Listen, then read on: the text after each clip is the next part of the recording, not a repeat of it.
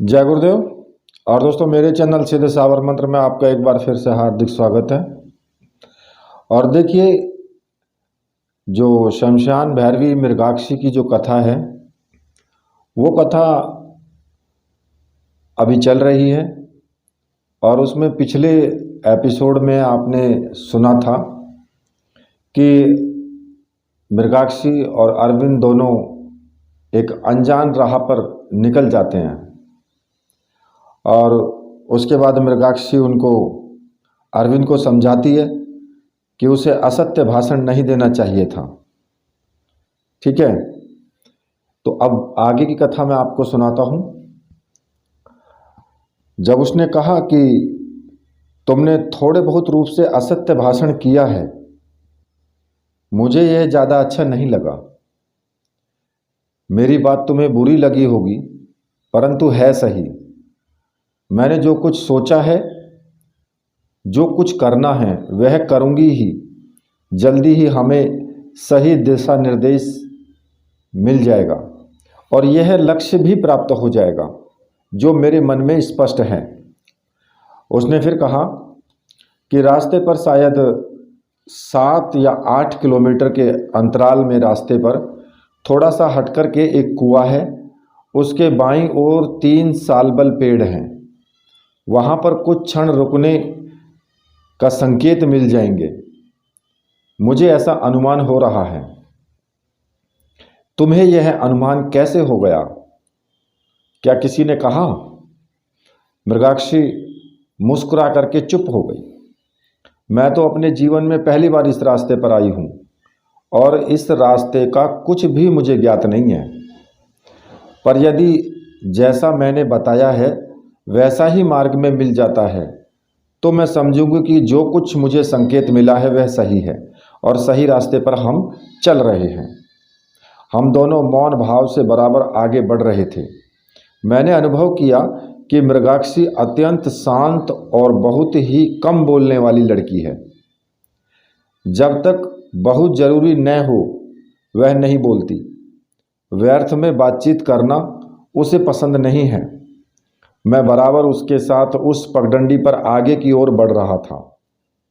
अब शायद पहाड़ी क्षेत्र थोड़ा थोड़ा प्रारंभ हो गया था। बहुत दूर ऊंचे पर्वत दिखाई दे रहे थे। रास्ते के दोनों ओर ऊंचे ऊंचे पेड़, झूमते हुए पौधे और फलों से लदे हुए वृक्ष मन को प्रसन्न कर रहे थे।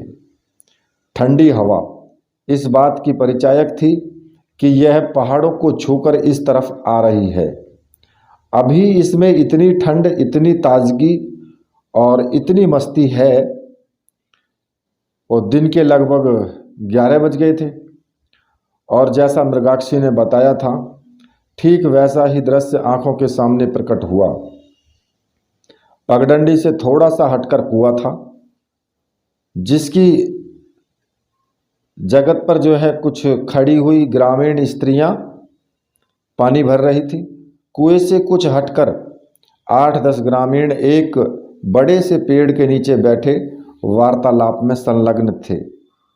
इधर उधर कुछ बच्चे दौड़ते थे। कुल मिलाकर मन को अच्छा लगने वाला दृश्य था।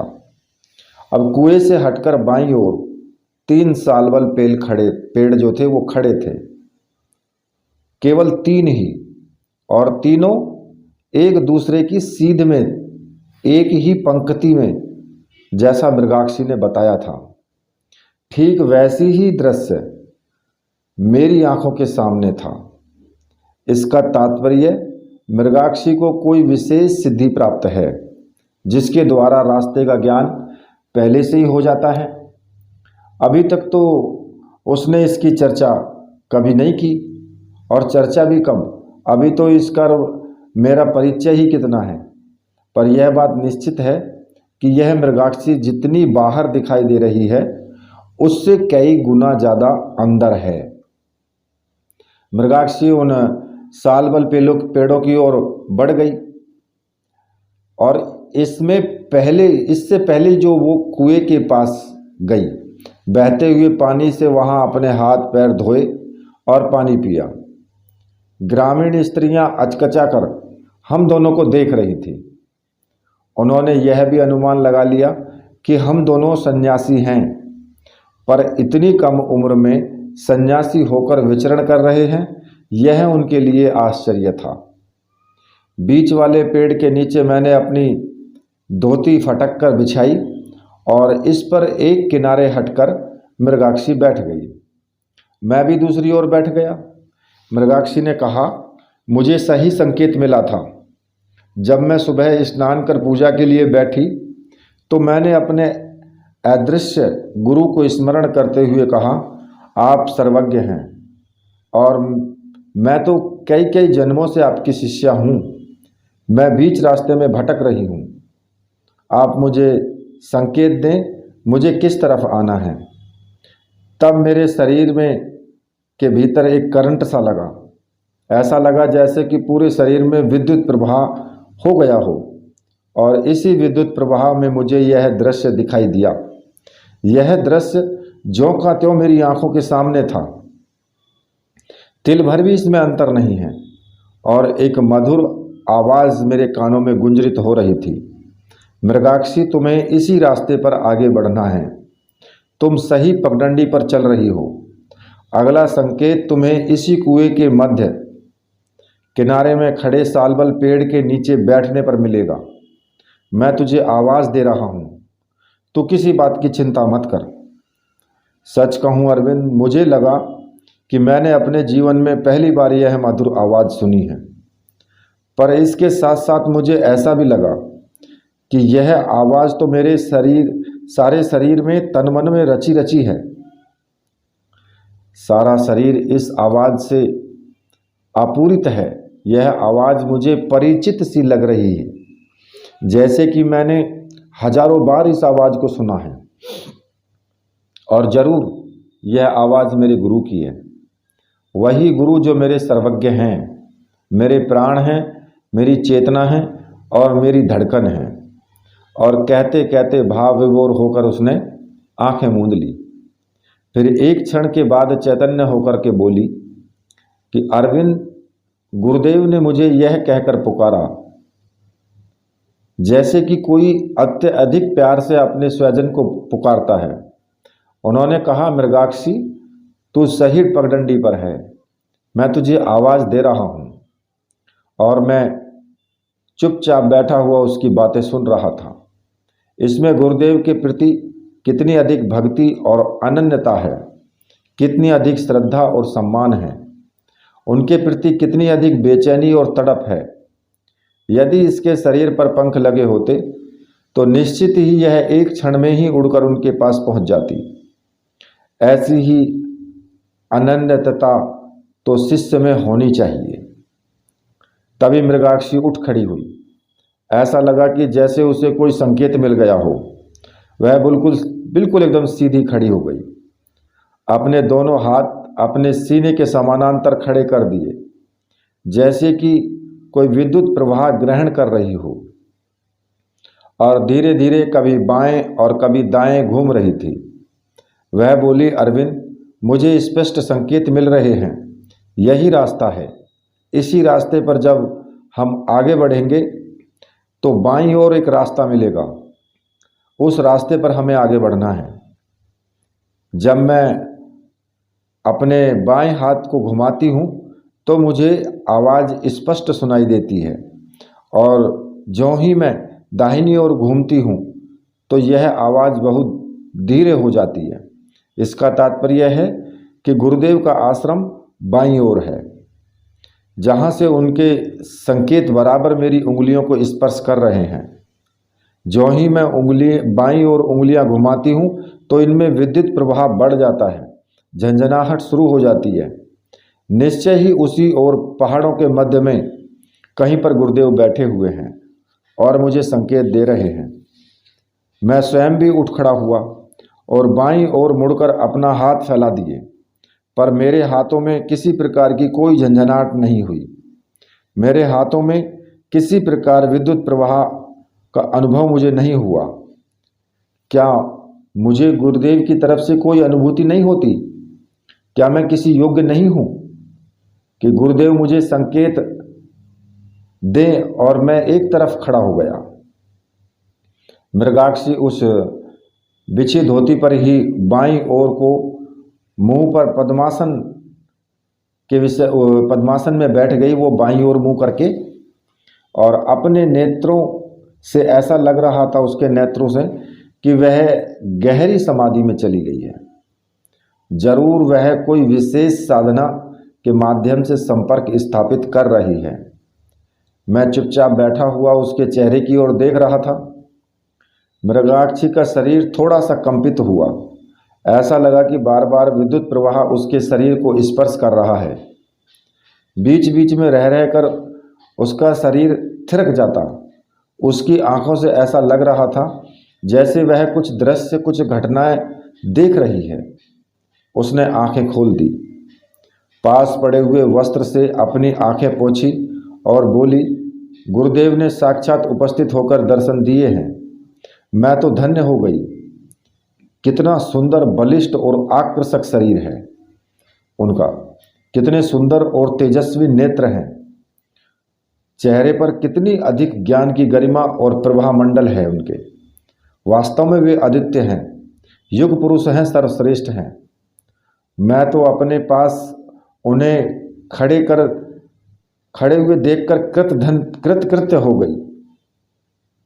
अरविंद, वे मुझे बुला रहे हैं, हम दोनों को बुला रहे हैं। मेरे साथ तुझे भी आने के लिए कहा है। उन्होंने स्पष्ट संकेत दिया है कि हमें किस रास्ते पर चलना है, किस तरफ जाना है और कहाँ रुकना है। अभी शायद 3-4 दिन लग जाएंगे उनके आश्रम तक पहुँचने पर मेरी आंखों के सामने सब कुछ स्पष्ट है। रास्ता पूरी तरह से मुझे ज्ञात हो गया है। हिमालय के मध्य में स्थित उनका आश्रम अत्यंत भव्य और अद्वितीय है। जैसा मैंने 2-3 दिन पहले उनका आश्रम देखा था, वही आश्रम है, वैसा ही आश्रम है। अरविंद, तुझे तो प्रसन्नता से नाच उठना चाहिए। गुरुदेव ने आग्रह करके कहा है कि अरविंद को भी कह देना कि वह यहाँ आए। मैं उसे कई जन्मों से प्यार करता हूँ। सच अरविंद, तेरे नाम से तुझे पुकारा है, तुझे बुलाया है। वास्तव में ही गुरुदेव की हम दोनों पर असीम कृपा है। वे यहाँ स्वयं उपस्थित हुए हैं। मृगाक्षी चलने के लिए तैयार हो गई। मेरे मन में एक क्षण के लिए प्रसन्नता की हिलोरें उठी कि गुरुदेव ने मेरे नाम से मुझे पुकारा, मुझे अपने पास बुलाया। उन्होंने कहा कि मैं तो उसे कई वर्षों से प्यार करता आ रहा हूँ, तो जरूर पिछले जन्म में उनका संबंध रहा होगा। पर फिर मुझे उनकी आवाज़ क्यों नहीं सुनाई देती? जिस प्रकार से मृगाक्षी को संकेत मिल रहे हैं, उसी प्रकार से मुझे संकेत क्यों नहीं मिल रहे हैं? जिस प्रकार से ध्यान में मृगाक्षी को दर्शन दिए, उसी प्रकार से मेरी आंखों के सामने साकार क्यों नहीं आ जाते? मैंने पिछले जीवन में कोई बहुत बड़ा पाप किया होगा, तभी तो उनकी आवाज़ सुनाई नहीं दे पड़ रही है, उनके संकेत नहीं मिल रहे हैं। मृगाक्षी ने कहा, तू बेकार चिंता कर रहा है। ना तूने कोई पाप किया है और ना गुरु के प्रति कोई विश्वासघात ही। गुरुदेव तो अथाह सागर की तरह हैं। वे शिष्य की गलतियों को भी अपने आप में पचा लेते हैं। तू किसी भी प्रकार से अपने दिल को छोटा मत कर। जब गुरुदेव ने तेरा नाम लेकर आने को कहा है, तो जरूर उनके मन में तेरे प्रति बहुत अधिक स्नेह है। मैं आश्चर्यचकित सा रह गया। मृगाक्षी को मेरे मन के भावों को कैसे पता चला? मैं तो होठों से कुछ बोला ही नहीं था। मेरे मन में कुछ जरूर भाव उठ रहे थे कि शायद गुरु के प्रति कोई विश्वासघात तो नहीं हो गया, पर इन विचारों को भैरवी ने कैसे जान लिया? जरूर इसके पास कोई विशिष्ट सिद्धि है, जिसके बल पर मन के भावों को ये पढ़ लेती है। मृगाक्षी बोली, चलो विलंब न करो, धूप बढ़ रही है और हमें जल्दी से जल्दी रास्ता पार करना है। यहाँ से 2 मील आगे की ओर बाईं ओर को एक रास्ता जो है पहाड़ों की ओर जाएगा। हमें उसी रास्ते पर आगे बढ़ना है और शाम होते होते पुनाचा गांव पहुंचना है। पुनाचा गांव? तुम्हें इस गांव का नाम कैसे पता चला? और फिर मैं मन ही मन अपने कथन पर लज्जित हो गया। जिसे गुरुदेव की तरफ से संकेत मिल रहे हों, रास्ता निर्धारित हो रहा हो, उसे गांव का पता तो चल ही जाएगा। जो मेरे मन के भावों को पढ़ सकती है, वह रास्ते के बारे में या गांव के बारे में नहीं जान सकती। और मैं मृगाक्षी के पीछे पीछे चल पड़ा। कुएं के पास से होकर हम उस रास्ते पर गांव से बाहर हो गए। यह सारा क्षेत्र प्रकृति की दृष्टि से अत्यधिक समृद्ध और वैभवशाली था। हरे भरे आकाश को छूते हुए पेड़ अत्यंत ही सुंदर लग रहे थे। छोटी छोटी वनस्पति और फूलों से लदे हुए पौधे मन को सम्मोहित कर रहे थे। हम दोनों अपने आप को कल की अपेक्षा आज ज़्यादा तरोताज़ा अनुभव कर रहे थे। गुरुदेव ने स्पष्ट संकेत दे दिया था। इसका मतलब है कि हमारा लक्ष्य निर्धारित है, हमारा रास्ता स्पष्ट है। और फिर गुरुदेव की आज्ञा मिल चुकी है कि मैं मृगाक्षी के साथ ही उनके चरणों में पहुंचूं। जरूर इसके पीछे अदृश्य संकेत है जो अभी तक नहीं खुल रहा, पर अवश्य ही वह होगा ही जो मेरे मन में है। हम दोनों बराबर आगे बढ़ रहे थे। कभी मैं किलक कर आगे हो जाता तो कभी वह दौड़कर मुझसे आगे निकल जाती। ऐसा लग रहा था जैसे हम दोनों बचपन की ओर लौट गए हों। लगभग 2-3 मील ही गए होंगे कि दाहिनी ओर से एक नदी बहती हुई मिली। नदी का पानी इतना अधिक स्वच्छ था कि हम उसके किनारे जा बैठे। फिर उसने नदी के तट पर अपने उसके पानी में नदी के पानी में घुटनों घुटनों तक पांव डाल एक बहुत ही सुंदर कविता सुनाई, जिसका भाव पूरी तरह से मेरी समझ में आ गया। पर शायद उसमें प्रकृति की सराहना की गई थी और यह इच्छा व्यक्त की गई थी कि मैं प्रकृति में ही एकाकार हो जाऊं, उसमें लीन हो जाऊं, एक प्रकार से उसमें अपने आप को विसर्जित कर दूं। यह गीत शायद नेपाली भाषा में था और मैंने अनुमान लगाया कि मृगाक्षी स्वयं ही नेपाल परिवार से संबंधित होगी। परंतु नेपाली लोगों का जो नैन नक्श होता है वह इसका नहीं है। उनकी आंखें छोटी छोटी और पीला सा चेहरा होता है। वैसा तो कुछ भी इसके चेहरे पर नहीं है। शायद नेपाल की ना हो और कोई नेपाली गीत ही याद हो इसको, या हो सकता है कि यह भारत और नेपाल की सीमा पर रहने वाले किसी परिवार से संबंधित हो। कुछ भी हो, पर जिस लोच, जिस अदा और जिस माधुर्य के साथ गीत गाया वह अपने आप में लाजवाब था। भैरवी इतना सुंदर गा भी सकती है, ऐसा मैंने स्वप्न में नहीं सोचा था।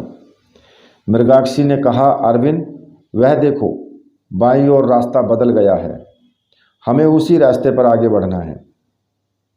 मुझे जो दिशा संकेत मिले थे वे इसी रास्ते से संबंधित थे। हम दोनों लगभग 1 घंटा तक उस नदी के किनारे बैठे रहे। समय तो पंख लगाकर उड़ गया, पता ही नहीं चला कि इतना अधिक समय हो गया है। मैं उठ खड़ा हुआ और आगे की ओर उसे नवीन रास्ते की तरफ बढ़ गए। लगभग 5-6 मील ही गए होंगे कि पहाड़ी क्षेत्र प्रारंभ हो गया। अब रास्ता स्पष्ट नहीं था। अब रास्ता बिल्कुल भी स्पष्ट नहीं था। कभी पहले की अपेक्षा पर्वत श्रृंखलाएं कुछ बढ़ जाती थी, कभी हमें पतली सी पगडंडी पर पहाड़ की ऊंचाइयों पर चढ़ना होता, तो कभी एक एक कदम जमाकर वापस नीचे की ओर उतरना होता। चढ़ना जितना दुष्कर और कठिन प्रतीत होता, उससे ज़्यादा उतरना खतरनाक लगता था। दाहिनी ओर एक पतली सी पगडंडी जरूर थी, पर यह तो बहुत पतली और अस्पष्ट सी पगडंडी है। पीछे जो हम रास्ता छोड़ आए थे वह तो साफ था। यह पगडंडी तो इस रास्ते से संबंधित नहीं हो सकती। फिर रास्ता कौन सा है? हो सकता है यह पगडंडी हो, क्योंकि पहाड़ों पर एक समान रास्ता तो होता नहीं। कहीं चौड़ा होता है, कहीं स्पष्ट होता है, तो कहीं अत्यंत संकरा और अस्पष्ट भी होता है। हम पगडंडी पर बराबर आगे बढ़ रहे थे। धीरे धीरे सांझ उतरने लगी, प्रकाश कम होने लगा। यों ही पहाड़ों में अंधेरा जल्दी ही घिरता है। थोड़ी देर में अंधेरा घिर गया। फिर क्या था, कुछ कहा नहीं जा सकता। तभी वह पगडंडी थोड़ी चौड़ी हो गई। हमें कुछ आशा बंधी कि शायद यह रास्ता सही हो। दिन का प्रकाश बहुत कम हो गया था और आंखें फाड़ने पर भी आगे कुछ दिखाई नहीं देता था। हम उस रास्ते पर मुश्किल से कुछ फरलांग ही गए होंगे कि वह एकदम से रास्ता रुक गया। सामने ही बहुत बड़ा गहरा खड्ड था और बहुत नीचे लहराती हुई नदी बह रही थी। यह पगडंडी तो उस खड्ड में नीचे की ओर उतर रही है। हम दोनों रुक गए। तब तक अंधेरा घना हो गया। अब इस रात्रि में किससे रास्ता पूछें, किस तरफ जाएं? कहीं ऐसा ना हो कि किसी और संकट से घिर जाएं। अगर असावधानी से किसी खड्ड में गिर गए तो हड्डियों पसलियों तक का भी पता नहीं चलेगा। क्या वापस इसी रास्ते पर लौट चलें? पर बीच में तो कोई गांव भी नहीं आया था। रात्रि विश्राम कहाँ करेंगे? दूर से, शायद बहुत दूर से, किसी व्याघ्र के हुंकारने की आवाज सुनाई दी। यह पहाड़ी व्याघ्र इसी प्रकार से हुंकारते हैं और रात्रि को अपने शिकार की टोह में निकलते हैं। शिकार कर पानी पीने के लिए ऐसी ही किसी नदी के किनारे वो पहुंच जाते हैं। फिर उनकी तो सूंघने की शक्ति बहुत तेज होती है। यदि उन्होंने मनुष्य की गंध सूंघ ली तो हम दोनों की मृत्यु निश्चित है। उसकी हुंकार सुनकर मैं अज्ञात आशंका से पीपल के पत्ते की तरह कांप उठा। शायद मृगाक्षी भी मन के किसी भी कोने में कांप गई थी। तभी वहां थोड़ी ही दूरी पर एक साया सा आता हुआ दिखाई दिया। वह साया बिल्कुल नजदीक आ गया तो हमने देखा कि एक अत्यंत वृद्ध पहाड़ी व्यक्ति लाठी लिए हमारे सामने खड़ा था। उम्र होगी लगभग 80-85 के आसपास। कमर थोड़ी झुक गई थी और लाठी के सहारे चल रहा था। वह आकर हमारे सामने खड़ा हो गया। सिर के बाल सफ़ेद हो गए थे और तारों के प्रकाश में ये चांद की तरह चमक रहे थे। लंबी दाढ़ी भी साफ साफ दिखाई दे रही थी। बोला, तुम लोग रास्ता भटक गए हो क्या? मृगाक्षी ने कहा, हाँ बाबा, यह रास्ता हमारे लिए अपरिचित था और हम भटक कर इधर आ गए। उस बूढ़े ने जवाब दिया, चलो मैं तुम्हें रास्ता बता देता हूँ। और वह कहते कहते वो मुड़कर आगे आगे चलने लगा। ना तो मुझे कुछ बोलने का अवसर दिया और ना ठीक ढंग से मृगाक्षी ने कुछ पूछ सकी। वह बूढ़ा लाठी टेकता हुआ बराबर तेज तेज कदमों से आगे आगे चल रहा था और हम दोनों उसका अनुसरण करते हुए बढ़ते जा रहे थे। वह बिल्कुल ऐसे रास्ते से हमें ले गया जो किसी पगडंडी से या रास्ते से संबंधित नहीं था। पैरों के नीचे केवल पथरीली जमीन थी और अज्ञात दिशा। लगभग 1.5 घंटे तक हम इसी प्रकार से चलते रहे। इस पूरे समय में परस्पर कोई बात करने का अवसर ही नहीं मिला। वह बराबर दूरी बनाए हुए चला जा रहा था और मैं तथा मृगाक्षी भी उसका अनुसरण करते हुए बराबर बढ़ रहे थे। तभी हमें बहुत दूर जलती बुझती रोशनियां दिखाई दी। जरूर कोई गांव है और इसी गांव की ओर यह बूढ़ा हमें ले जा रहा था। लगभग आधा घंटा और चलने के बाद गांव नज़दीक आ गया। कुत्तों के भौंकने की आवाज़ें साफ साफ सुनाई दे रही थी। अब गांव बिल्कुल नज़दीक आ गया तो बूढ़े ने पूछा, तुम लोग पुनाचा गांव के ही पहुंचना चाहते थे ना? मृगाक्षी ने कहा, हाँ बाबा, आज का हमारा गंतव्य स्थल पुनाचा गांव ही था। यदि रास्ता न भटके होते तो रात होते होते हम अवश्य ही पुनाचा गांव पहुंच जाते। यह पुनाचा गांव ही है और तुम लोग इस सामने वाले मकान में जाओ, मैंने व्यवस्था कर दी है। और देखते देखते बूढ़ा पास वाली गली में अदृश्य हो गया। मैंने व्यवस्था कर दी है, क्या तात्पर्य है?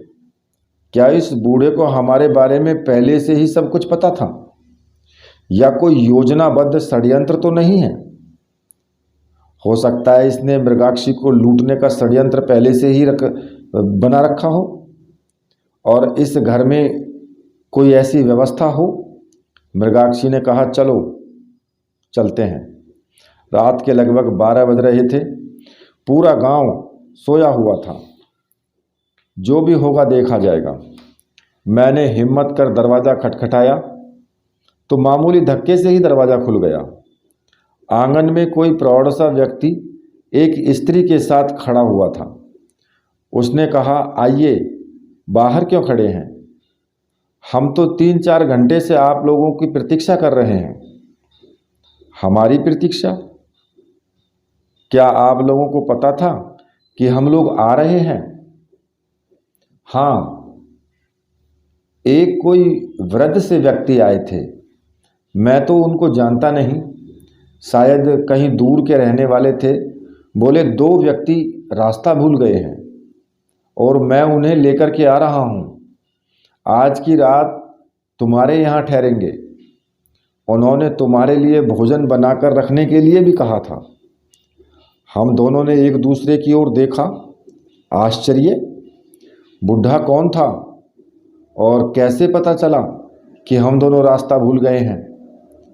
और इनको पहले से ही यह बता दिया गया कि वे दोनों भटक गए हैं और मैं उन्हें लेने के लिए जा रहा हूँ, और फिर भोजन भी बनाकर रखने के लिए कह दिया गया। घर के मुखिया सत्यदेव पंडित ने पानी की बाल्टी लाकर रख दी। मैंने स्नान किया, कपड़े बदले, आंगन में बिछे आसन पर बैठ गया। तब तक मृगाक्षी भी स्नान कर आसन पर बैठ गई थी। हमारे बैठते ही गृहिणी ने 2 थालियों में स्वादिष्ट भोजन लाकर सामने रख दिया। हम दोनों ने भोजन किया, पर यह रहस्य कुछ समझ में नहीं आ रहा था। भोजन करने के बाद मैंने सत्यदेव जी से पूछा, आप उस बूढ़े बाबा से बिल्कुल परिचित नहीं थे? मृगाक्षी एक क्षण में ही सब कुछ समझ गई थी। मुझसे कहा, अब मैं जान गई हूँ, वे और कोई नहीं, परम पूज्य गुरुदेव ही होंगे। हम दोनों रास्ता भटक गए थे, यह उन्हें सिद्धि के बल से उन्होंने देख लिया होगा। वे तो प्रतिक्षण हम लोगों के साथ ही हैं, वे हमें तकलीफ में कैसे देख सकते हैं? मृगाक्षी का गला रुंध गया, आंखों में प्रेम के आंसू छलछला पड़े। वहीं पर आंगन में ही वह घुटने टेक कर सुबक पड़ी। बोली, गुरुदेव, आपको हमारे लिए इतना कष्ट उठाना पड़ा, हम किस प्रकार से आपका यह ऋण उतारेंगे? अंधेरी रात में यदि आप न होते तो आज क्या होता? खैर, थोड़ी देर इधर उधर की बातें होती रही। भैरवी ख्यालों में खोई हुई थी। हम दोनों सो गए। सोते ही नींद आ गई। दूसरे दिन जब मैं उठा तो लगभग सूर्य उदय हो चुका था। आज वास्तव में ही मेरी आंख कुछ देरी से खुली। मैं उठा तब तक मृगाक्षी स्नान आदि से निवृत्त होकर गुरु की पूजा कर रही थी। आज मैंने पहली बार उसे पूजा करते हुए देखा। मैंने देखा कि उसने अपने सामने उसने एक प्रतीक चिन्ह रखा है और उसकी पूजा कर वह गुरु स्तुति उच्चारण कर रही है। मैं उसके पास पालथी मारकर धीरे से बैठ गया। उसने थोड़ी देर में ध्यान लगा लिया और फिर कोई विशेष लोक में खो गई। लगभग 1 घंटे तक वह इसी प्रकार बैठी रही। न तो उसे अपने शरीर का ही पता था और न ही आगे चलने को उतावली। धीरे धीरे धूप बढ़ रही थी और मैं सोच रहा था कि यदि जल्दी ही रवाना न हो जाए तो ठीक रहेगा, अगर जल्दी चले जाएं तो। योगिनी की आंखें खुली। उसने मेरी ओर देखा और मुस्कुरा दी। उठते ही उसने सबको प्रणाम किया और आगे चलने को वो उद्धत हो गई। अब हम गांव के बाहर निकले तो पहली बार उसने मुंह खोला। बोली, अरविंद, हम कितने सौभाग्यशाली हैं। गुरुदेव प्रत्येक क्षण हमारे साथ हैं। आज सुबह जब मैं ध्यान लगा रही थी तो मैं गहन समाधि में चली गई। मैंने देखा गुरुदेव कह रहे हैं कि तुम लोग रास्ता भूल जाते हो और फिर मुझे परेशान होना पड़ता है। फिर उसने थोड़ा सा रुक कर कहा, वास्तव में गुरुदेव को कल परेशानी उठानी पड़ी होगी। आज ध्यान में उनका स्पष्ट निर्देश था कि इसी रास्ते पर चलना है और रात को तुंगवा नदी के किनारे ही लेट जाना है। वहीं पर एक कुटिया है जहां कोई वृद्ध सन्यासी मिलेंगे। आज की रात उस कुटिया में ही हमें विश्राम करना होगा। सुबह वे सन्यासी ही हमें गुरु आश्रम तक ले जाएंगे। मैं कुछ बोला नहीं, बराबर पीछे चलता रहा। भैरवी ने कहा, मैंने ध्यान में तो गुरुदेव का अत्यधिक सौम्य और तेजस्वी चेहरा देखा है, पर वास्तविक जीवन में जितने अधिक उदार, कितने अधिक सौम्य प्रभाव युक्त होंगे। जितनी जल्दी हो सके हमें गुरु चरणों में पहुंच जाना चाहिए। उनकी हम पर बहुत विशेष कृपा है। भैरवी आज उत्साह के साथ आगे आगे बढ़ रही थी। अब उसे पूरा भरोसा हो गया था कि जल्दी ही गुरुदेव मिल जाएंगे। यही नहीं, गुरुदेव उसके साथ हैं। उसके प्रत्येक कार्य पर गुरुदेव की नज़र है। गुरुदेव ने उसे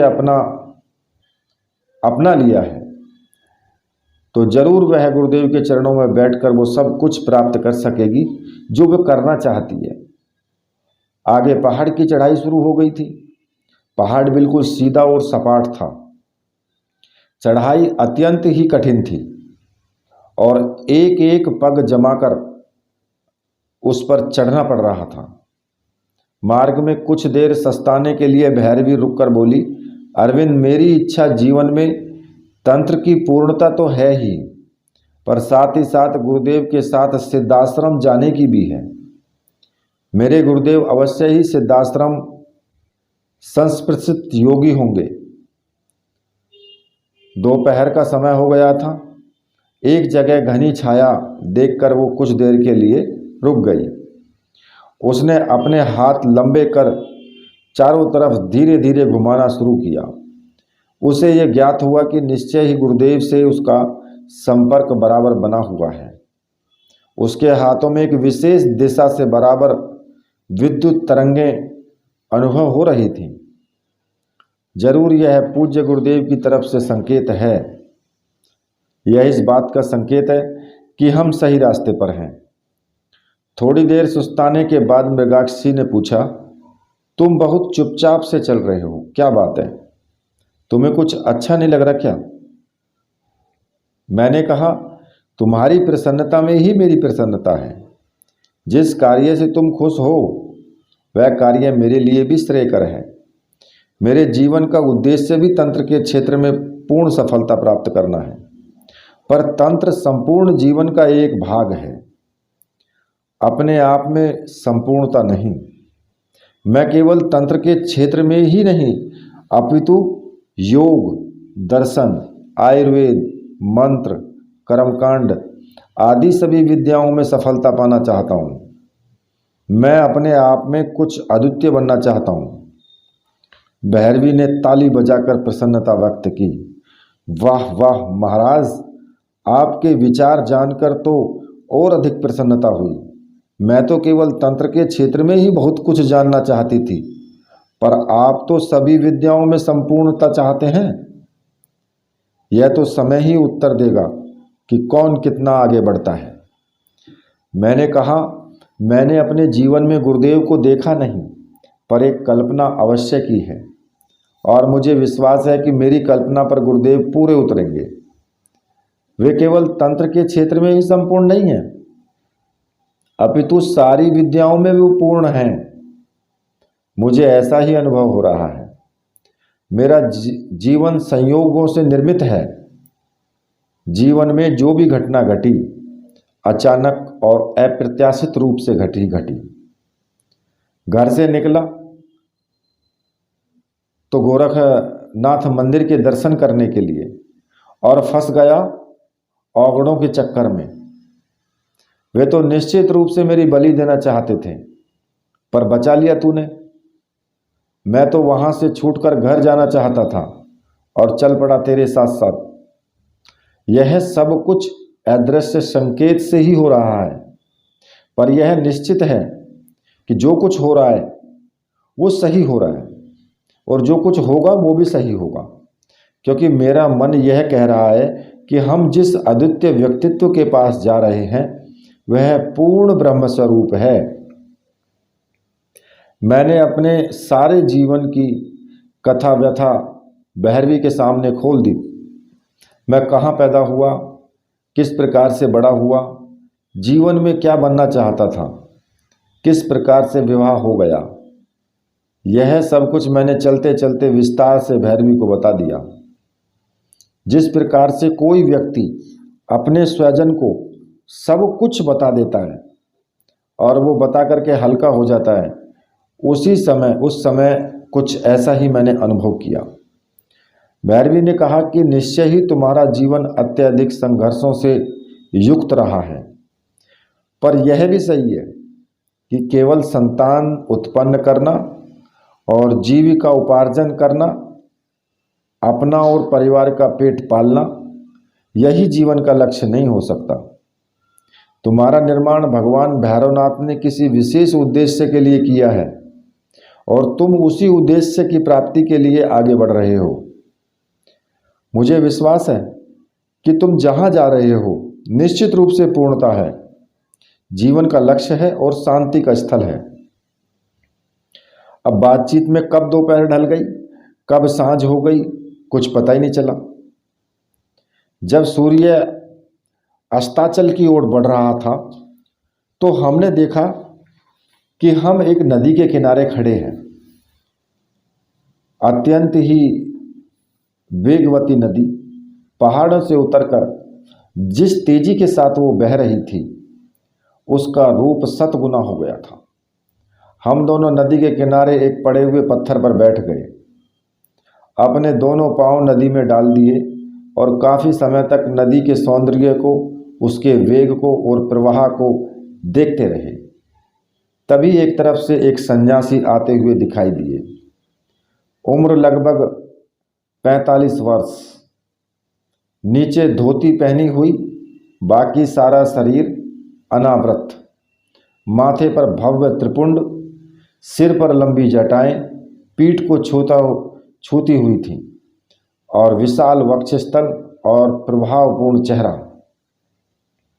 ऐसा लगा कि कोई सौम्य देवदूत ही उस नदी के किनारे प्रकट हुआ हो। बोला, मृगाक्षी बहन, आज रात आपको और अरविंद भाई को यहीं झोंपड़ी में विश्राम करना है। मैं नदी से पैर निकालकर एकदम से उठ खड़ा हुआ। मेरा और भैरवी का नाम इसे किस प्रकार से मालूम है? मैंने पूछा, आप कौन हैं? आपको मैंने पहचाना नहीं। उसने उत्तर दिया, सन्यासी का न तो कोई नाम होता है और न ही उसका कोई परिचय। मृतका के एक पिंड को कुछ भी नाम दिया जा सकता है। मैं गुरुदेव की आज्ञा से आपको लेने के लिए उपस्थित हुआ हूँ। आज की रात आपको यहीं पर विश्राम करना है। कल सुबह ब्रह्म वेला में हम यहाँ से प्रस्थान करेंगे और मध्याह्न होते होते आश्रम पहुँच जाएंगे। भैरवी ने अत्यंत श्रद्धा से प्रणाम कर पूछा, गुरुदेव ने आपको हमें लेने के लिए भेजा है। आप जिनके शिष्य हैं, क्या उनका नाम मैं जान सकती हूँ? सन्यासी ने उत्तर दिया, जब तक गुरुदेव की आज्ञा नहीं होगी तब तक मैं कुछ कहने में असमर्थ हूँ। अभी तक मुझे जो आदेश प्राप्त हुआ है मैं उसका पालन करने के लिए उपस्थित हुआ हूँ। आप बिना संकोच के मेरे साथ चलें, वहाँ सब कुछ व्यवस्था है। हम दोनों उनके साथ चल पड़े। वो तेजस्वी सन्यासी आगे आगे चल रहा था। हम दोनों निश्चित भाव से उसके पीछे पीछे चल रहे थे। करीब 1 मील चले होंगे कि हमें 8-10 कुटियाँ नदी के किनारे ही दृष्टिगोचर हुई। 5-6 सन्यासी कुटी के बाहर बैठे हुए थे। 2-3 सन्यासी नदी तट पर विचरण करते हुए दिखाई दे रहे थे। 5-7 सन्यासिनियाँ भी इधर उधर घूमती हुई दिखाई दे रही थी। हम दोनों पास पहुँचे तो किसी ने कोई विशेष प्रतिक्रिया व्यक्त नहीं की। उन्हें कुछ पता ही नहीं था कि कोई आया है या कोई जा रहा है। सभी अपने आप में मगन थे। एक खाली कुटिया की ओर संकेत करते हुए सन्यासी ने कहा, यह कुटिया आपके लिए है। आप यहाँ रात्रि विश्राम करें। नदी तट पर स्नान आदि से निवृत्त हो जाएं। कुटिया में ही भोजन रखा हुआ है, प्रसाद ग्रहण कर लें। यह कहकर सन्यासी एक तरफ चला गया। हम दोनों नदी तट पर पहुँचे और जी भर के स्नान किया। लगभग आधे घंटे तक मैं स्नान करता रहा। फिर बाहर निकलकर कपड़े बदले और जब कुटिया में आया तो भैरवी ने जंगल के बड़े बड़े पत्तों पर खाना परोस कर रख दिया।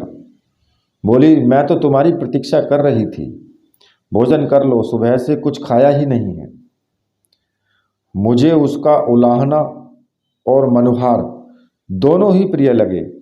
मैंने शांत चित्त से भोजन किया। हाथ धोकर मैं मृगाक्षी के साथ ही नदी तट पर घूमने के लिए निकल पड़ा। मैंने अनुभव किया कि सभी सन्यासी पूर्णतः निष्प्रह हैं। किसी से कोई लगाव नहीं, किसी प्रकार का छल या दुर्व्यवहार नहीं। जो कुछ है वो स्पष्ट है, सबके सामने है। ना तो हमारे खाने का किसी ने ध्यान दिया और ना इस बात का ध्यान दिया कि हम कौन है, कहाँ से आए हैं, कहाँ जा रहे हैं। नदी तट पर चलते चलते भैरवी ने कहा, कितना अच्छा दृश्य है, कितना रमणीक स्थान है। जी चाहता है यहीं बैठ जाऊं।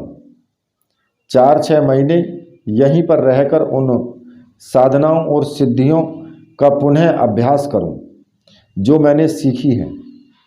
प्रकृति के बीच पूरी तरह से प्रकृति में बनकर रहूं। पर मैं जल्दी से जल्दी गुरुदेव के पास पहुंच जाना चाहती हूं। जरूर यह स्थान भी गुरुदेव के आश्रम का एक भाग होगा और ये सन्यासी यहाँ किसी विशिष्ट साधना में रत होंगे। यह क्या रहस्य है, ये कौन है, यहाँ क्या साधना कर रहे हैं, कुछ पता नहीं चल रहा। ना तो कोई साधना स्थल दिखाई दे रहा है और ना कोई यज्ञ कुंड ही। मुझे तो यहाँ आए 3-4 घंटे हो गए हैं। आज भैरवी कुछ ज़्यादा ही अधीर सी लग रही थी। यदि उसका बस चलता तो रात को ही चलकर वो गुरुदेव के पास पहुंच जाती। हम दोनों घूमकर वापस कुटिया तक पहुंच गए। सभी सन्यासी सन्यासिनियां कहीं अन्यत्र चली गई थी। भैरवी उस कुटिया के अंदर जाकर सो गई। मैं भी कुटिया के बाहर एक स्वच्छ शिला पर वस्त्र बिछा करके सो गया। ऊपर चंद्रमा खिल गया। मेरी आंखों में नींद नहीं थी। मैं अब सही अर्थों में सन्यासी था। सन्यासी के तो धैर्य पिता, दया जननी और भ्राता मन है संयम। यह आकाश ही मेरे ओढ़ने का वस्त्र है, यह पृथ्वी ही मेरा बिछौना है, और यह सारा वातावरण ही मेरे वस्त्र हैं। यह सारा परिवार मेरा है, ये वृक्ष, ये नदी, ये पत्थर। फिर मैं अकेलापन कैसे महसूस कर सकता हूँ? कल दोपहर निश्चित ही गुरुदेव के आश्रम तक पहुँच जाएंगे। गुरुदेव अत्यंत समर्थ और उच्च स्तरीय हैं। उन्होंने पग पर हमारा ध्यान रखा है। आगे का रास्ता बहुत बीहड़ और पहाड़ों के मध्य में होगा, तभी इन सन्यासियों को लाने के लिए भेजा है। न तो हमने गुरुदेव को देखा है और न परिचय ही हुआ है, फिर भी उन्होंने जिस प्रकार से हमारा ध्यान रखा है, वैसे तो पिता ही अपनी संतान का ध्यान रख सकता है, पर क्या वे मुझे अपनाएंगे? भैरवी को तो बराबर उनके संकेत मिल रहे हैं, उनके ध्यान में भी वो बराबर आ रहे हैं, पर अभी तक मेरे ध्यान में तो आए ही नहीं। तो क्या वे मुझसे नाराज हैं? क्या उन्होंने मुझे नहीं बुलाया है? तो क्या वे मुझे स्वीकार नहीं करेंगे? भैरवी ने तो कहा था कि गुरुदेव ने तुम्हें भी बुलाया है, तुम्हारा नाम लेकर उन्होंने कहा है कि उसको भी साथ लेती आना। भैरवी असत्य नहीं बोल सकती, वह छम धम से पूर्णतः दूर है। मुझे कब नींद आ गई और कब आँख खुली कुछ पता नहीं चला। जब मेरी आँख खुली तो सूर्य उग आया था। भैरवी नदी में स्नान कर कुटिया में आ गई थी। यह मुझे क्या हो गया है? मैं तो नित्य ब्रह्म मुहूर्त में उठ कर के स्नान संध्या आदि से निवृत्त होता था, अब तो सूर्य निकलने के बाद उठना होता है। यह जड़ता मेरे शरीर में कैसे व्याप्त हो गई? मैं लज्जित भाव से उठा और तेजी से नदी की ओर चला गया। शौच स्नान संध्या आदि से निवृत्त होकर जब मैं कुटिया पर आया तो भैरवी तैयार खड़ी थी। उसके चेहरे पर एक अपूर्व रौनक थी। आज वह अपने गुरुदेव के दर्शन करेगी। उमंग और उल्लास उसकी आंखों से छलक रहा था। उसने किंचित उल्हाने के स्वर में कहा, आलसी महोदय, जल्दी करो, सन्यासी जी हम लोगों की प्रतीक्षा कर रहे हैं। वास्तव में यहाँ पर रुक कर के मैं थोड़ा आपको बताता हूँ। यही दृश्य देखा था और तभी मुझे अनुभव हुआ था। ये सारा जितना भी मैं अब आपको बता रहा हूँ, ये सारा एक फ़ोटो की तरह देखा हुआ है, जैसे कि टीवी सीरियल चलता है। मैंने देखा कि कल जिस सन्यासी ने हमें यह कुटिया दिखाई थी और जो नदी तट पर मिले थे, वे किंचित दूरी पर खड़े हमारी ही प्रतीक्षा कर रहे थे। मैंने तुरंत कपड़े पहने और कुटिया के बाहर आया तो सन्यासी जी ने चलने का संकेत दिया और हम दोनों पीछे पीछे चल पड़े। वह लगभग 2-2.5 मील तक तो नदी के किनारे किनारे चला और फिर एक पुल से होकर नदी पार कर गया। हमने देखा कि नदी के ऊपर लकड़ी का एक मोटा सा लट्ठा पड़ा है और उसी पर पांव रखकर वह पार उतर गया है। जिस प्रकार कोई नट रस्सी पर अपनी बाजीगिरी दिखाकर आगे बढ़ता है, उस लट्ठे पर से नदी पार करना मेरे लिए तो कुछ कठिन सा था। पर यह भैरवी किस प्रकार इस नदी को पार करेगी, यह विचारणीय विषय था। मैंने नीचे देखा तो बहुत गहराई में नीचे नदी बहती तेजी के साथ वो बह रही थी। हम काफ़ी ऊंचाई पर थे, जहां दोनों पहाड़ी के बीच की दूरी थोड़ी सी थी, वहीं पर किसी ने लकड़ी का लट्ठा रखकर उसे पुल का स्वरूप दे दिया था। भैरवी ने मेरी ओर देखा। मैं एक तरफ खड़ा था। सन्यासी हाथ के संकेत से उस तरफ आने को कह रहे थे। उसने कहा, घबराने की जरूरत नहीं, लट्ठे पर पैर रखकर दौड़ते हुए आ जाओ, लट्ठा काफी मोटा है। मैं लट्ठे की ओर ध्यान किया। मैंने उसकी मोटाई मुश्किल से 9-10 इंच की थी। यदि बीच धार में जाने पर लट्ठा टूट गया तो मृत्यु निश्चित है। इतनी ऊंचाई से नदी में गिरने पर तो हड्डियों का भी पता नहीं चलेगा। मैंने देखा कि मृगाक्षी ने लट्ठे पर अपना पांव बढ़ा दिए हैं। मैं जब तक रोकता तब तक वो लट्ठे पर आगे बढ़ चुकी थी। मैं सांस रोके उसे जाते हुए देख रहा था। भगवान से प्रार्थना कर रहा था कि वह सकुशल नदी पार कर ले। उसने संतुलन के लिए अपने दोनों हाथ फैला दिए थे। कभी वह थोड़ा सा बाईं ओर और कभी दाहिनी ओर की तरफ वो झुकती तो मेरा कलेजा मुंह को आ जाता। मैंने एक क्षण के लिए सोचा कि मैं इसके प्रति इतना लगाव क्यों अनुभव कर रहा हूँ। यह मेरी क्या लगती है। इसने मेरी प्राण रक्षा ही तो की है। वह तो एक ऋण है जिसे वापस और किसी भी तरीके से उतारा जा सकता है। पर इस प्रकार उसके प्रति अपनत्व अनुभव करना क्या मायने रखता है। कहीं मेरे मन में कोई कमजोरी तो व्याप्त नहीं हो रही है। कहीं मेरा हृदय इसे किसी और रूप में चाहने तो नहीं लगा है। वह नदी के बीच चली गई। मैंने अचकचाहट देखा कि उसका संतुलन एक तरफ बढ़ गया है। मेरा कलेजा मुंह को आ गया।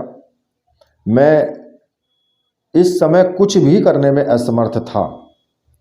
उस पार सन्यासी खड़ा था और इस पार मैं, बीच में मृगाक्षी थी। मेरा मन तो अत्यधिक सशक्त हो रहा था, पर सन्यासी की तो कोई फिक्र नहीं थी। उसके चेहरे पर कोई तनाव नहीं। उसको तनाव होगा भी क्यों। यह मृगाक्षी उसकी लगती ही क्या है। तभी तो उसका संतुलन बिगड़ा। वह एक तरफ झुकी और ऐसा लगा जैसे नदी में अब गिरी और वो नीचे की ओर फिसली। मेरे मुख से चीख सी निकल गई। उसने अपने दोनों हाथों से लट्ठा पकड़ लिया और उसका सारा शरीर लट्ठे के नीचे हवा में झूल रहा था। मैं क्या करूं, कुछ समझ में नहीं आ रहा था। यदि मैं लट्ठे पर पांव रखता हूं तो इस पर एक वजन और बढ़ जाएगा और ज़्यादा वजन होने से इसके टूटने का भी खतरा है। ऐसी स्थिति में तो हम दोनों की मृत्यु निश्चित है। हे प्रभु, तू चाहे मुझे मार दे पर मृगाक्षी को बचा ले। ये क्या हो रहा है। मेरी आंखें फटी की फटी रह गई। मैं देख रहा था कि वह जीवन और मृत्यु के संघर्ष में जूझ रही है। उसका सारा शरीर दोनों हाथों पर टिका था। सैकड़ों लोगों के चलने से लट्ठा चिकना हो गया था और किसी भी समय उसका हाथ फिसल सकता है। उस पार सन्यासी युवक खड़ा था। उसे जैसे इस बात की कोई चिंता ही नहीं थी। मुझे आवाज देता हुआ बोला, आप क्यों रुके हुए हो, इधर क्यों नहीं आ जाते। उस पार सन्यासी युवक जो था वो आवाज दे रहा था। एक बार तो इच्छा हुई कि पत्थर उठाकर इसका सर फोड़ दूं। तुझे दिखाई नहीं दे रहा, वह तो जिंदगी और मौत के बीच झूल रही है और तू मुझे इधर आने के लिए कह रहा है। मैंने निश्चय कर लिया कि मुझे लट्ठे पर आगे बढ़ जाना चाहिए। यदि उसके हाथ फिसलते हैं और नदी में गिर जाती है तो मैं स्वयं नदी में छलांग लगाकर आत्महत्या कर लूँगा। इसके न रहने पर मेरा जीवित रहना और सांस लेना व्यर्थ है। तभी मैंने देखा कि भैरवी ने अपना शरीर को झूला सा बना लिया है और दाहिने पैर से लट्ठे पर संतुलन स्थापित किया और फिर दोनों पांव लट्ठे पर टिकाकर धीरे धीरे उठ खड़ी हुई। उसने एक क्षण के लिए मेरी ओर देखा, पर मैं तो संज्ञा शून्य था और धीरे धीरे कदम भरती हुई लट्ठे पर आगे की ओर बढ़ती गई और उसको पार कर लिया। निश्चय ही भगवान दयालु है, वह समर्थ है। सच्चे मन से यदि उसे पुकारा जाए तो अवश्य ही सुनता है। तभी मेरे कानों में आवाज आई, वहां क्या कर रहे हो, इस पार क्यों नहीं आ जाते। मैंने लट्ठे पर पैर रखा और धीरे धीरे आगे की ओर बढ़ता चला गया। नीचे की ओर देखना संतुलन समाप्त करना है। सामने की ओर देखता हुए मैंने लट्ठे को पार कर लिया। ज्यों ही मृगाक्षी के पास पहुंचा त्यों ही अनजाने में उसका शरीर मैंने बाहों में भर लिया। एक क्षण का यह 1000वां हिस्सा ही होगा। मैं तुरंत छिटक गया।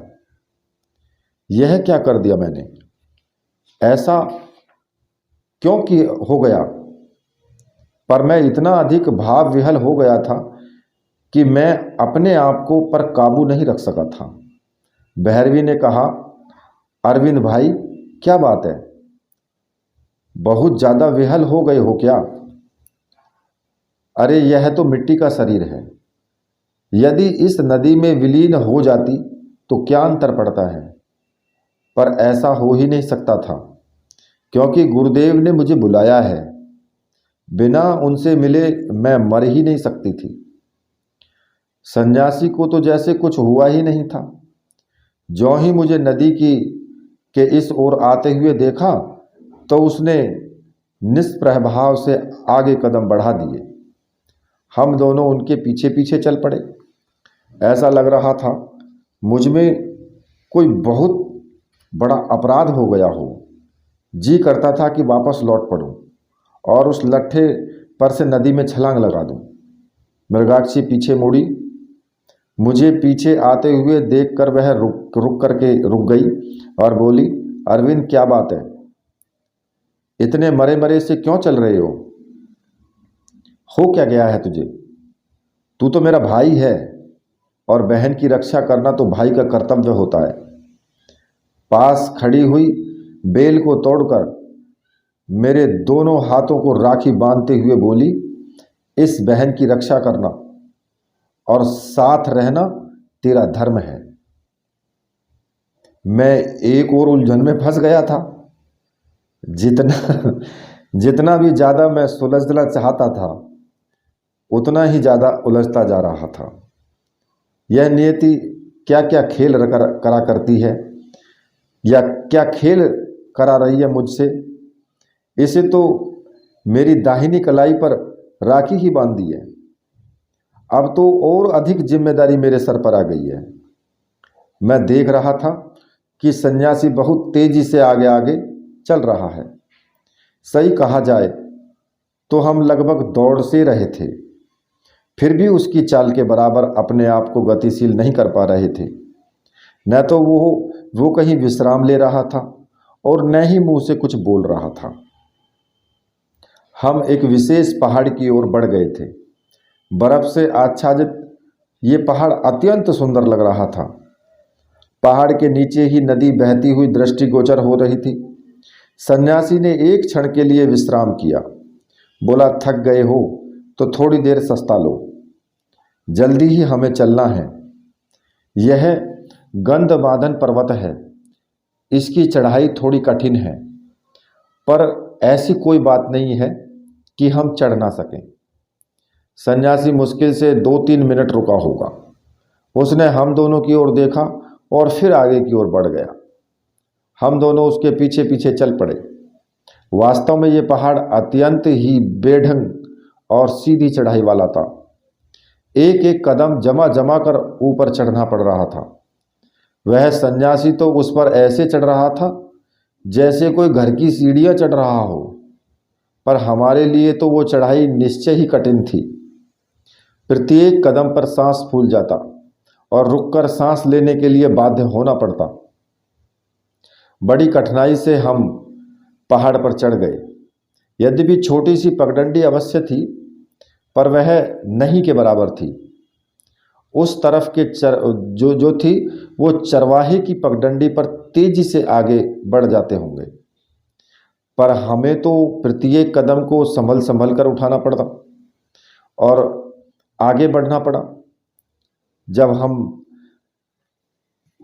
जब वह सन्यासी पहाड़ की चोटी पर था, तब हम आधे रास्ते को ही पार कर पाए थे। जब ऊपर चढ़े तो देखा कि वह अत्यंत समतल मैदान है। हरा भरा, प्रकृति द्वारा शोभित, अत्यंत ही आकर्षक स्थल था वो। पहाड़ पर ऐसा मैदान मिल जाना भी अपने आप में सौभाग्य ही कहा जाता है। यहाँ से ढलान प्रारंभ हो जाती है। आगे आगे सन्यासी उतर रहा था और उसके पीछे मृगाक्षी संभल संभल कर। मैं उसे सावधान करता हुआ पीछे था। अचानक मेरा पैर फिसला। शायद मेरा ध्यान मृगाक्षी को सावधान करने की ओर लगा रहा था, या कोई कारण रहा हो। फिसलकर मैं पहाड़ी से लुढ़कने लगा।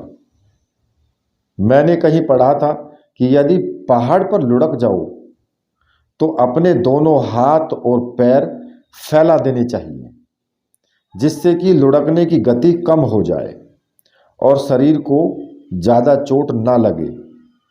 मैंने यथासंभव ऐसा ही करने का प्रयत्न किया। मुश्किल से 8-10 कुलाचे खाई होंगी कि सन्यासी ने लपक कर मेरा हाथ पकड़ लिया। मुझे उठाते हुए बोले, क्या कर रहे हो? देख कर चलना चाहिए ना। मृगाक्षी की तो चीख निकलते निकलते रह गई थी। बोली, शायद मुझे सावधान करने के चक्कर में तुम लुढ़क गए। मैं मृगाक्षी के व्यंग को समझ गया। मेरी कोहनियाँ और घुटने छिल गए थे और एक जगह से धोती थोड़ी सी फट गई थी। मैं अपने आप को संयत कर नीचे उतरने लगा। थोड़ी देर में हम नीचे उतर आए। आगे समतल रास्ता था, परंतु अभी तक कोई भी आश्रम आदि के ऐसे चिन्ह जो है दृष्टिगोचर नहीं हो रहे थे। उस मैदान को पार किया। थोड़ा सा आगे बढ़ने पर छोटा सा नाला मिला, पर फिर भी उसमें पानी का वेग ज़्यादा ही था। मैं तो उसे चलकर पार करना था हमको। आगे आगे सन्यासी अपनी भगवा धोती को थोड़ा सा ऊपर उठाकर नाला पार कर गया। मैंने देखा कि नाले में पानी 4-5 फुट से ज़्यादा नहीं है। नाला पार करने के बाद एक पहाड़ी और दिखाई दी। सन्यासी दौड़ता हुआ उस पर चढ़ने लगा। सन्यासी की चाल देखकर मैं समझ गया कि आश्रम कहीं निकट ही है। जब घर नज़दीक आता है तो चाल अपने आप बढ़ जाती है। शायद यह पहाड़ी पार करने पर आश्रम दिखाई देगा, या फिर यह भी हो सकता है कि अभी आश्रम दूर हो और जल्दी पहुंचने के उद्देश्य से सन्यासी तेजी से आगे बढ़ रहा हो। जो भी हो, चलना ही जीवन है और जब तक चलते रहना है, जब तक कि लक्ष्य न मिल जाए। मैंने देखा कि भैरवी बराबर मेरे आगे आगे जा रही है। इस लड़की में भी गजब की हिम्मत है। पता नहीं कितनी ऊर्जा है इसके अंदर। जब भी मैंने देखा है, इसे आगे ही बढ़ते देखा है। थकने का तो नाम ही नहीं है। आत्म नियंत्रण में भी इसमें ज़रूरत से ज़्यादा है। थोड़ी सी चढ़ाई प्रारंभ हो गई थी। पैर चढ़ाई के थोड़े थोड़े अभ्यस्त हो गए थे। बड़ी कठिन चढ़ाई थी यह भी। 1-2 स्थानों पर तो मुश्किल से 4-6 इंच जगह थी जहां पार होना था। एक तरफ पहाड़ था और दूसरी तरफ बहुत बड़ा खड्ड। मुश्किल से 6 इंच स्थान पर एक पांव ही मुश्किल से टिक पाता था, पर उस स्थान से सन्यासी तो ऐसे निकल जाता जैसे रात दिन उस पर आता जाता हो। मृगाक्षी के बाद मैंने भी उस स्थान को पार किया। वह स्थल एक ही नहीं था। थोड़ी थोड़ी दूरी पर ऐसे ही और भी स्थल थे। जब पहाड़ के ऊपर चढ़े तब जान में जान आई। हमने देखा कि प्रकृति बहुत घनी हो गई है। देवदार के पेड़ देवताओं की तरह खड़े हुए हमारा अभिवादन कर रहे हैं। हमने उस पहाड़ को पार किया और नीचे उतरने लगे। बहुत दूर कोई आश्रम सा दिखाई दिया। मैदान में एक ही स्थान पर पेड़ों का घना झुरमुट था और कुछ कुछ आश्रम की तरह दृश्य नजर आ रहा था। पहाड़ से उतरकर हम लगभग 1.5 या 2 मील चले होंगे कि सन्यासी रुक गया और बोला, यह सामने ही आश्रम है। चारों तरफ पर्वतमालाओं से घिरा हुआ अत्यंत सुंदर। हम सही समय पर पहुंच गए थे। गुरुदेव भी प्रातःकालीन पूजा कर बाहर आ गए होंगे और ब्रह्मशिला पर बैठे हुए होंगे। हम दोनों के शरीर में रोमांच हो गया। जिसकी कई वर्षों से कामना थी वह सामने ही है। जिस गुरुदेव से मिलने के लिए उतावली थी वे कुछ ही दूर बैठे हुए हैं। कितना महान क्षण होगा जब हम उनके चरणों में उपस्थित होंगे।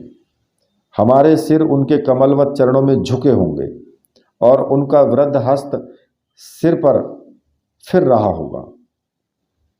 दाहिनी ओर भी बहुत ऊंचाई से एक झरना बड़ी तेजी से नीचे गिर रहा था। वह उसका पानी नीचे गिरता तो धुआं सा निकलता हुआ दिखाई दे रहा था। हम झरने के पास आकर के खड़े हो गए। मैंने 5-7 मिनट सस्ता कर स्नान किया। शरीर धूल से अट गया था। गुरुदेव के चरणों में शुद्ध काया को ही ले जाएं तो ज़्यादा उचित रहेगा। भैरवी ने भी स्नान करने का निश्चय लिया और एक तरफ पेड़ों के झुरमुट में उसने स्नान कर कपड़े बदल लिए। मैंने भी अपने कपड़े बदल लिए। सन्यासी ने कहा, मेरा नाम विज्ञानानंद है। यह आश्रम परम पूजनीय योगीराज निखिलेश्वरानंद जी का आश्रम है, जो योगियों में सर्वश्रेष्ठ और अति तीव्र साधक हैं।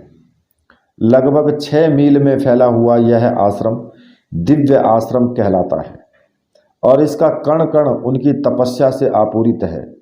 यहाँ प्रकृति स्वयं सेवा के लिए प्रतिक्षण प्रस्तुत है।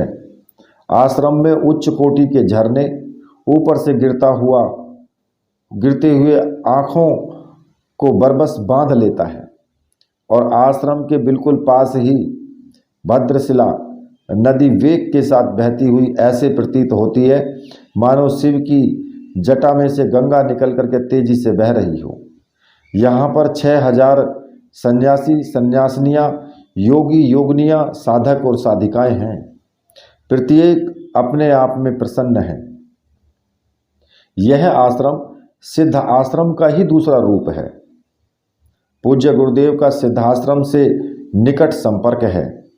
वे नित्य शून्य मार्ग से सिद्धाश्रम जाते हैं और वहाँ के ऋषियों का मार्गदर्शन कर यहाँ लौट आते हैं। यह आश्रम विश्व का अन्यतम आश्रम है। भैरवी जो थी वो भाव विभोर हो गई। उसने कहा, जैसा मैंने ध्यान में देखा था लगभग वैसा ही वर्णन सन्यासी कर रहे हैं। यही नाम मेरे कानों में गूंज रहा था। योगीराज निखिलेश्वरानंद जी तो विश्वविख्यात सन्यासी हैं, जिसका नाम ही अपने आप में पवित्र, दिव्य और उदात्त है, जिनका शिष्य होना अपने आप में गौरव माना जाता है। उच्च कोटि के सन्यासी और योगी मन में यह हसरत पाले रहते हैं कि किसी प्रकार जीवन में एक बार उनके दर्शन हो जाए। उनका शिष्य बनना तो कई जन्मों के पुण्यों का उदय ही माना जाता है। तो क्या परमहंस योगी राज सच्चिदानंद जी के प्रधान शिष्य निखिलेश्वरानंद जी मेरे गुरु हैं? क्या मेरा सौभाग्य इतना महान है कि मैं उस गुरु का सानिध्य प्राप्त कर सकूंगी? क्या मेरे जीवन का पुण्य उदय हो गया है कि मैं उनके पास पहुंच सकूंगी? क्या मेरे जीवन का पुण्य उदय हुआ है, मैं उनकी शिष्या का गौरव प्राप्त कर सकूंगी? उसने नजरें ऊपर उठाई तो सन्यासी स्थिर चित्त से एक तरफ खड़ा हुआ था। भैरवी ने सोचा, निखिलेश्वरानंद जी का नाम तो 1000 बार सुना है। औघड़ कपालनाथ भी कह रहा था कि मेरे ऐसे भाग्य कहाँ कि मैं अपने जीवन में उनके दर्शन कर सकूं। उनका दर्शन ही जीवन की पूर्णता है। जो अपने आप जीवन में एक बार उनके दर्शन कर लेता है उसका जीवन तो स्वयं ही धन्य हो जाता है। वे तो साक्षात शिव के स्वरूप हैं। फिर कुछ सोचता हुआ औघड़ कपालनाथ बोला था कि मेरे गुरु बाबा बटुकनाथ को एक बार अपने जीवन में बहुत दूर से स्वामी निखिलेश्वरानंद जी के दर्शन हुए थे और दर्शन होते ही उनके सारे शरीर में एक अजीब सी प्रकार की विद्युत संचार हो गया था। स्वतः ही ऐसा शक्तिपात हुआ था कि वे 3 दिन तक अर्ध जागृत अवस्था में पड़े रहे। उनका जीवन तो निश्चय ही सौभाग्यशाली होगा, तभी तो उन्हें स्वामी निखिलेश्वरानंद जी के दर्शन हुए थे। तो क्या उनका सौभाग्य बाबा बटुकनाथ और औघड़ कपालनाथ से भी ज़्यादा महत्वपूर्ण है? क्या वास्तव में ही मैं कुछ ही क्षणों में के बाद में शंकर स्वरूप निखिलेश्वरानंद जी के दर्शन कर सकूंगी? क्या यह गंदा अपवित्र शरीर उनके योग्य है? क्या मैं ऐसे शरीर को उनके चरणों में रख सकूंगी?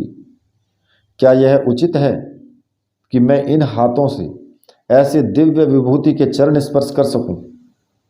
निश्चय ही योगीराज अद्वितीय हैं, अप्रतिम हैं और जीवन के प्रत्येक क्षेत्र में वे पूर्णतः प्राप्त हैं। अन्नपूर्णा स्वयं उनके पास खड़ी रहती है। जितने भी शिष्य उनके आसपास होते हैं उन्हें भिक्षा की जरूरत नहीं होती। वे कहीं याचना नहीं करते, किसी से मांगना अभिष्ट नहीं। स्वयं अन्नपूर्णा उनका पालन पोषण करती है। केवल अन्नपूर्णा ही नहीं, सारी प्रकृति उनके नियंत्रण में है। उनके संकेत पर प्रकृति नृत्य करती रहती है। वे सशरीर समस्त ब्रह्मांड में विचरण करने में सक्षम हैं। पृथ्वी लोक ही नहीं अपितु अन्य लोकों में भी उनकी अबाध गति है। वे जहाँ भी जाना चाहें कुछ ही क्षणों में सशरीर पहुँच जाते हैं। काल और दूरी उनके लिए मायने नहीं रखती। मैं स्वयं इतने महान योगी का नाम सुनकर भाव विभोर हो उठा। एक प्रकार से मुझे अपने कानों पर विश्वास नहीं हो रहा था कि कभी स्वामी निखिलेश्वरानंद जी के दर्शन हो सकेंगे। मैंने बंगला भाषा में प्रकाशित उनकी जीवनी पढ़ी थी। बंगाली मसाई ने वह जीवनी मुझे पढ़ने के लिए दी थी और कहा था कि ऐसे युग पुरुष निखिलेश्वरानंद जी के दर्शन तो जीवन में संभव नहीं, पर उनकी यह जीवनी भी उतनी ही पवित्र और उदात्त है। इसको स्पर्श करने पर भी सारे शरीर में विद्युत प्रवाह सा अनुभव करने लगता है। उस पुस्तक में मैंने पढ़ा था कि परमहंस स्वामी निखिलेश्वरानंद जी मंत्र दृष्टा और मंत्र सत्रष्टा हैं। उन्होंने नवीन मंत्रों की रचना कर कुछ विशिष्ट साधना पद्धतियों को विकसित किया है जो कि सर्वथा गोपनीय, दुर्लभ और अप्राप्य हैं। सिद्धाश्रम के वे नियता हैं। ऊंचे से ऊंचे योगी भी इन्हें देखकर अभ्यर्थना के लिए उठकर खड़ा हो जाता है। सिद्धाश्रम के योगिनियों में भी इनका बहुत बड़ा स्थान है। उन्होंने सिद्ध आश्रम में जो परिवर्तन किए हैं वे अपने आप में अद्वितीय हैं। यज्ञ के क्षेत्र में, विशिष्ट साधना पद्धतियों के क्षेत्र में इनका नाम साधनात्मक इतिहास में अमिट रहेगा। मैंने पढ़ा था कि वे अधिकतर या तो सिद्धाश्रम में रहते हैं या फिर अन्य अपने आश्रमों में। उस पुस्तक में दिव्य आश्रम का भी वर्णन था। तो क्या यह वही दिव्य आश्रम है जहां हम जा रहे हैं? वह बंगाली लेखक स्वयं उच्च कोटि के सन्यासी योगी थे। वे स्वयं निखिलेश्वरानंद जी के शिष्य रहे थे और तंत्र के क्षेत्र में विशिष्ट साधनाएं संपन्न की थी। उन्होंने भाव विभोर होकर प्रमाणिक दृष्टि से उनकी जीवनी लिखने का प्रयास किया था। फिर भी उन्होंने अंत में लिखा था कि मैंने यद्यपि 600 पृष्ठों में बहुत कुछ समेटने का प्रयत्न किया है, परंतु उनके जीवन का करोड़वां हिस्सा भी मैं इस पुस्तक में व्यक्त नहीं कर सका हूँ। उनके जीवन को शब्दों में बांधना संभव नहीं है। पूरे समुद्र को गठरी में बांधा जा सकता है। उनका व्यक्तित्व भी हिमालय से महान और समुद्र से भी ज़्यादा अगाध है। वे सही शब्दों में युग पुरुष हैं। भैरवी ने स्वामी जी की ओर मुताकिब होकर के कहा कि विज्ञानानंद, जो वास्तव में हम अपने आप को रोमांचित अनुभव कर रहे हैं, हम ऐसे महान विभूति और युग पुरुष के सामने जा रहे हैं जो हजारों हजार सूर्य से भी ज़्यादा प्रखर अद्वितीय है, जिसकी साधनात्मक था पाना संभव नहीं है। निश्चय ही सिद्धाश्रम के वे अद्वितीय योगी हैं। और मैंने कहीं पढ़ा था कि सिद्धाश्रम में सबसे ज़्यादा शिष्य उन्हीं के हैं। तो देखिए, आज की जो कहानी है मैं आपको यहीं तक मैं सुनाऊंगा, और इसका अगला पार्ट मैं आपको आगे आने वाले वीडियो में दूंगा। लेकिन यहाँ पर निखिलेश्वरानंद जी, जिनका गृहस्थ नेम आप जानते ही हैं, डॉक्टर नारायण दत्त श्रीमाली जी, और सन्यासी नाम उनका स्वामी निखिलेश्वरानंद। कितने संत, बड़े संत हैं, कितने बड़े योगी हैं, ये तो गुरुदेव स्वयं ही जानते हैं, बाकी तो कोई दूसरा तो कोई जानता ही नहीं है। खैर, आगे की जो कथा है वो मैं आपको आने वाले वीडियो में दूंगा। तब तक के लिए मैं आपसे विदा लेता हूँ। मेरे साथ बोलिए बोलिए वीर बजरंगबली हनुमान जी महाराज की जय। बोलिए मेरे परमहंस गुरुदेव की जय।